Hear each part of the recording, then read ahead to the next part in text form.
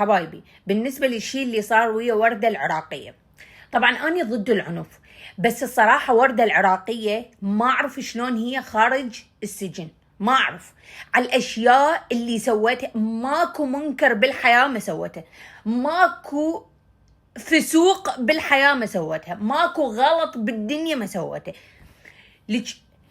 تاجرت بالأعضاء، اشتغلت بزنا المحارم، تاجرت بالأطفال، تاجرت بالمخدرات، وقالت وزير الداخلية خلاني أني كمين للناس الخارجة عن القانون حتى ألقفهم حتى أسلمهم للعدالة، والداعش والهاي السوالف أنا خلاني كمين لهم حتى أسلمهم للعدالة. واو، طلعتي انتي بالآخر رأفت الهجان، وهسه جاية تقولي شلون يعتدون علي، أنا حرمة. ليش انتي أقل شيء يصير ليش إنه يعتدون عليك؟ هسه المومس العاهرة، حتى ما تعرفين، خاف ما تعرفين شنو مومس العاهرة، تشتغل بعضها فقط، تقول لك أنا محتاجة فلوس واسهل طريقة تشتغل بعضها.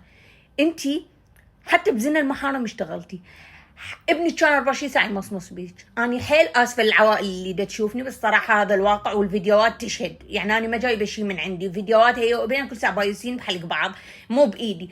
ابنها اللي عمره 10 سنين 24 ساعة يمصمص بيها يعني. وبالأخير طلعوا حتى ذول الجهال مو جهالة، واحد سوداني وواحد ابن ما أعرف منه، واحد ما أعرف منين. حتى بخطف الأطفال اشتغلتي، حتى بخطف البنات اشتغلتي، كنتي لازمتهن بأربيل كلهن تقوجين عليهن، حتى لازمتهن ببغداد يعني خلاص قذارة.